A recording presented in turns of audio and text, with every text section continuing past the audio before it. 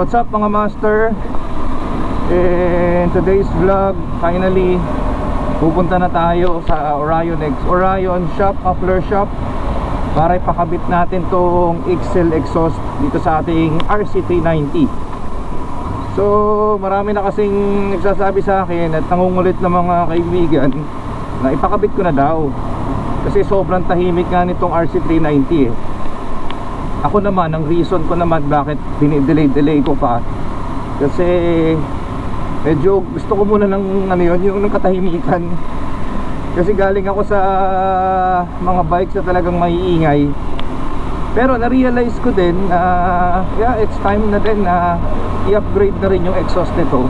Kasi yun naman talaga ang sole purpose ng big bike eh, diba? Magpalit tayo ng tambucho para ma-maximize natin unang-una yung torque, magkaroon ng additional torque ang bike. Tapos pangalawa, syempre safe tayo sa kalsada kasi big bike tayo, kadalasan mabilis ang patakbo natin, ang pagbulusok natin. Kaya dapat na-aware din natin yung mga nasa harapan. So dahil meron kang ng loud exhaust, alam nila na parating ka. And syempre number 3 siguro kaya dapat kabit na natin itong exhaust is syempre marinig natin ano ba talaga ang tutunog nitong RC390 na to, kahit single cylinder siya. I believe na maganda magiging sound nito kung single cylinder kasi at saka second 2 cylinder, it's more of bassy yan eh, bass yung sounds, ganun talaga. So syempre magkakatalo na lang sa yung lalim ng tunog.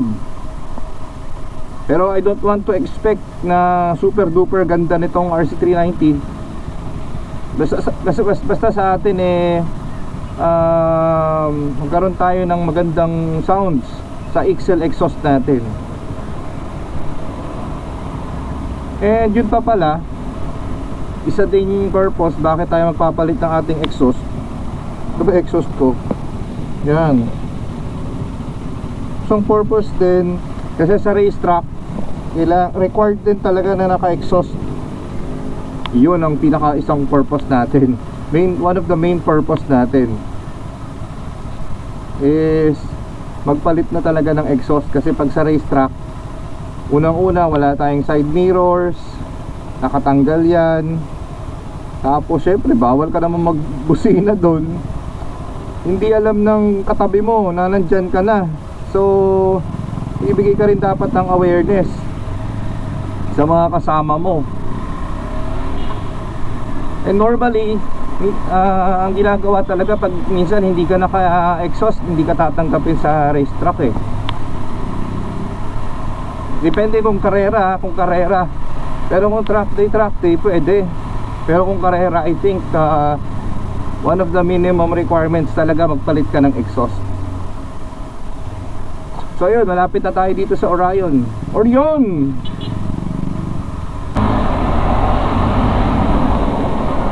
So nasa na nga ba yung Orion?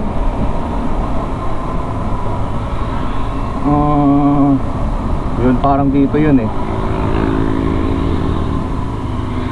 Yun, Orion. Sir JP, this is my second time dito. And park muna tayo. Dito ba si Taba?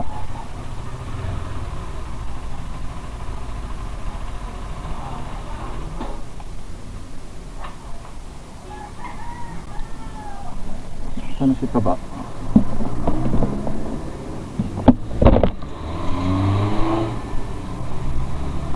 Kuya, bukas na office? Sige, doon na lang akong punta muna. Sige Kuya Taba, wala?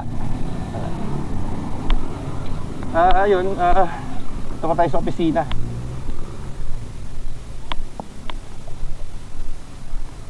Saan nga ba yun? Ito.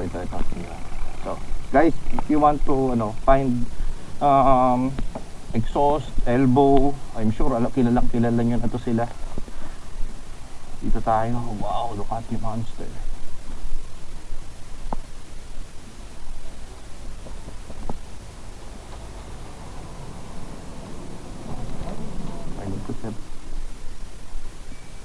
Sarado pa.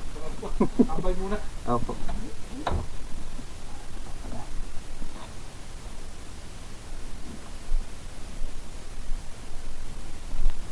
Wala ko, maaga na ako. Mas maaga pala kayo. Pero walk-in ho kayo, walk-in. Ah, walk-in lang. So yun mga master, no. Ito, papakabit na nga natin yung ating exhaust. So ang kasama sa Ixil na nabili ko, ayan, meron siyang canister. Ito yung canister niya. Ayan, ganda. And then meron din siyang kasamang elbow.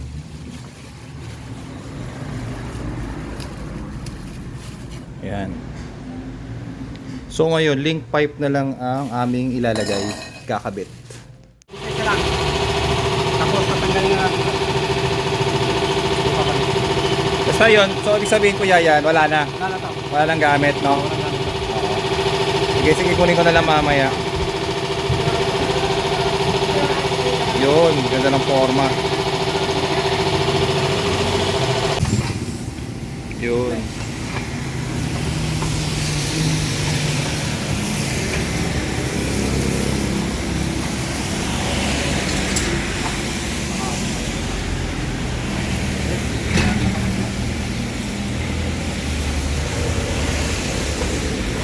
So, ito mga master. Ito yung tinanggal sa atin. Binalot ko na. Siguro mga pag yung combined mga like 6 to 7 kilos siguro to. Ayan. Ito yung tinanggal na sa bike natin. Ayan, so mga master, check na natin yung bike. And medyo tagal namin nagantay kasi nakulangan sila ng agro ba yun? Argo? Pang welding. Pero ayun, dumating na. So let's see. Tapos na. Yun. Ayun yung dugtong. Ay sige po.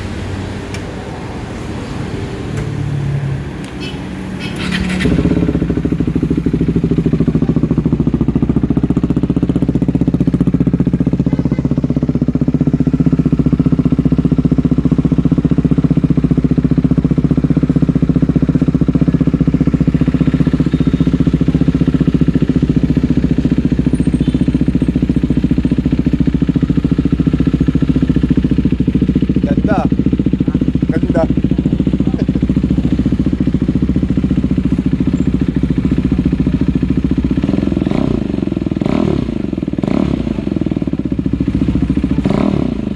Sakto lang. Hindi mo na tinanggal kuya yung ano, no, parang resonator. Okay. So yun mga master, sound check tayo ng RC390. So ang ginawa dito sa bike na to is naglagay lang tayo ng link pipe kasi ang Ixil exhaust meron na siyang kasamang elbow. So tinanggal din natin yung bread box, yung malaking box dyan, no? Tinanggal yon just to save weight and syempre para lumabas yung ingay niya, yung tunog niya. Pero iniwan pa rin natin dito yung catalytic. So tignan nyo yung pagkakagawa, oh. Ayan yung sa loob. And then dito naman, ito yung kasama nung Ixil pipe ko. Yan, yung elbow na yan. Tapos nagdugtong na lang si Orion ng link pipe. Ito, saka to kasama yan, no? So ganyan kalaki yung dinagdag, no? So affordable naman, di naman ganun kamahal. And saka maganda yung weld, oh. Diba? Ganda ng welding kahit dito. Yan. Saka bagay, sa palagay ko, bagay yung kulay ng exhaust sa bike. Yan. Ganda ng datingan.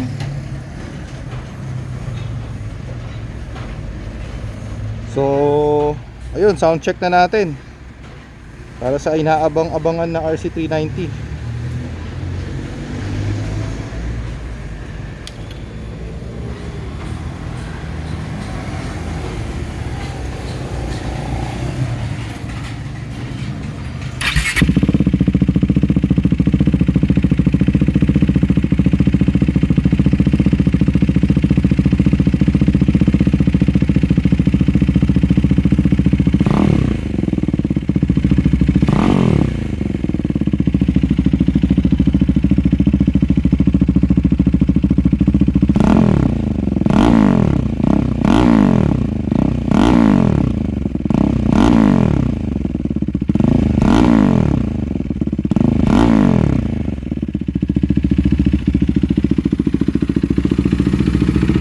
So yung tunog niya, kung mapapansin nyo yung bass, ano siya eh, hindi siya yung sabog, buo naman yung bass niya.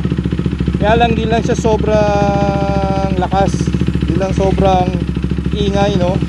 Katulad ng sa MT-07 ko dati. Siyempre, given the fact na single cylinder lang siya, pero ang purpose naman talaga natin is yung ma-identify tayo sa kalsada eh. So yung sound, I think yung lakas ng sound from 1 to 10, para sa akin nasa 7. Pero yung clear, yung clarity ng tunog, yung dating nung pagka-bassy sound niya, kasi pag single cylinder and, diba, single cylinder and double cylinder, 2 cylinder bass yan eh. So yung pagka-bass niya smooth lang, hindi siya ganun kaingay, sakto lang, no? So, and yun na yun naman, aesthetically ang ganda ng RC390 sa Pixel exhaust na yan. Syempre, lalo kung naka Orion ka. So dito rin naman marami rin namang exhaust canister si Orion.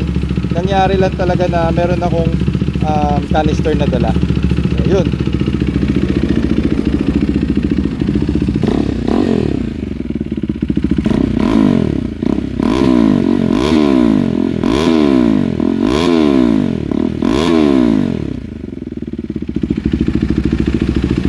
Guys, so yun mga master,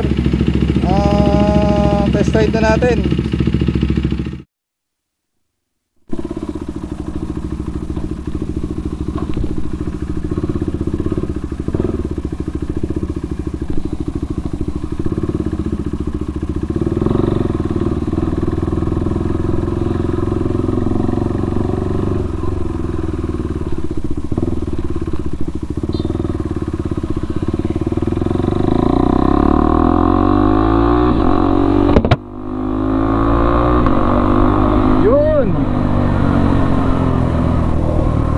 Ang ganda ng tunog pag sa quick shifter.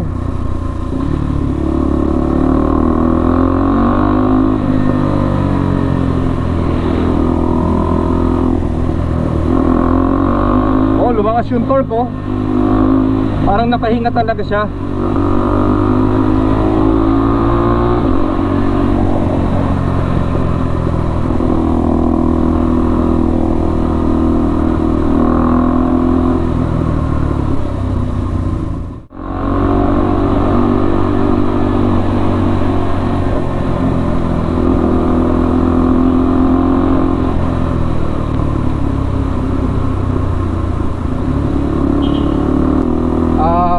Observation ko sa bike, lumakas naman yung torque niya nung bike mismo, nung nakabit tong exhaust.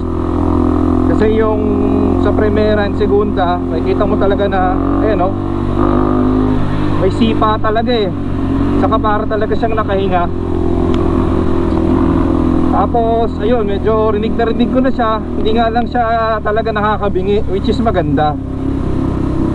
Now, yung lutong naman ng tunog, maganda yung tunog niya. Hindi sobrang lakas, pero hindi basag. Buo yung pagka-bassy sound niya, no?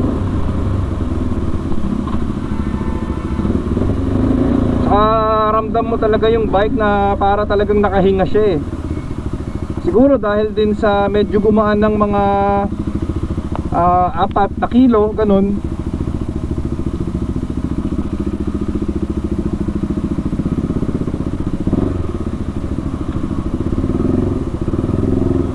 Ramdam ko na gumaan siya ng konti sa palagay ko as I am riding this bike. Kaya na feel ko somewhat gumaan, no? Saka bumilis yung response ng throttle, yung pagpiga. And I think mas mag-i-improve pa to kapag ka na ano na siya, na 1,000 km PMS. Mas mag-i-improve yung performance ng bike. Napapansin na tayo, may mga lumilingon na.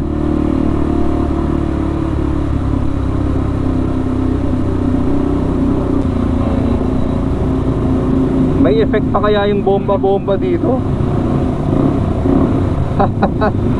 Saktong-sakto lang.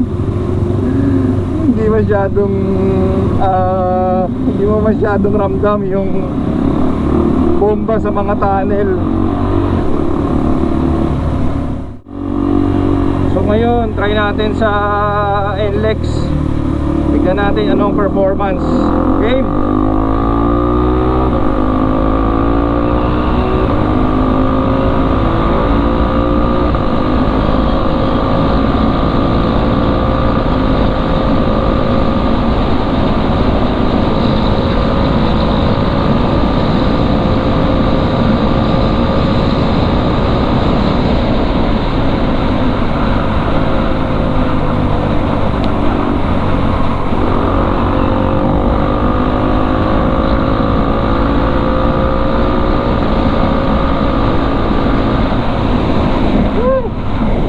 Sakto lang. Sakto lang.